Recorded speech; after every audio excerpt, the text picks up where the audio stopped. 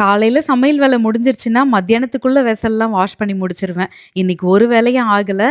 கொஞ்சம் வெளில போக வேண்டிய வேலை இருந்துச்சு. போயிட்டு வந்து சரி ஃபர்ஸ்ட்டு வெசல் வாஷ் பண்ணிர்லான்னு கிச்சனுக்குள்ள போனா கொஞ்சம் பயமா தான் இருந்துச்சு. அதுல வேற ஒரு ஷாக்கிங் வேற. லஞ்ச் பாக்ஸ ஓப்பன் பண்ணா, பேக் பண்ணி குடுத்து விட்ட உப்மா அப்படியே இருந்துச்சு. இன்னொரு பாக்ஸ்ல கிரேப்ஸ் அப்படியே இருந்துச்சு.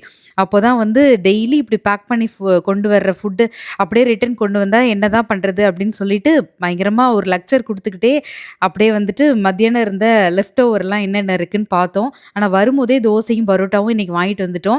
அவன் வந்துட்டு, "நீங்க செஞ்ச உப்புமாவ யார் சாப்பிடுவா? இங்க பாருங்க மயிலோ கூட சாப்பிடாது" அப்படின்னு சொல்லி மயிலோ கிட்ட கொண்டு போய் குடுத்த உடனே, அது அழகா அந்த ஜீவன் உப்புமாவ சாப்பிடுது. நான் செஞ்ச உப்புமாவ நீயாவது சாப்பிடுறியே அப்படின்னு என்னன்னு பார்த்தா, அது எப்பவுமே வந்து நெய் தளும்ப தளும்ப ஊத்தி குடுத்தா தான் நம்ம வீட்டு மயிலோ வந்து சாப்பிடுவாரு. இன்னைக்கு மொத்த வீடுமே மெஸ்ஸியா தான் இருந்துச்சு. அப்புறம் ஹீரோ என்ட்ரி.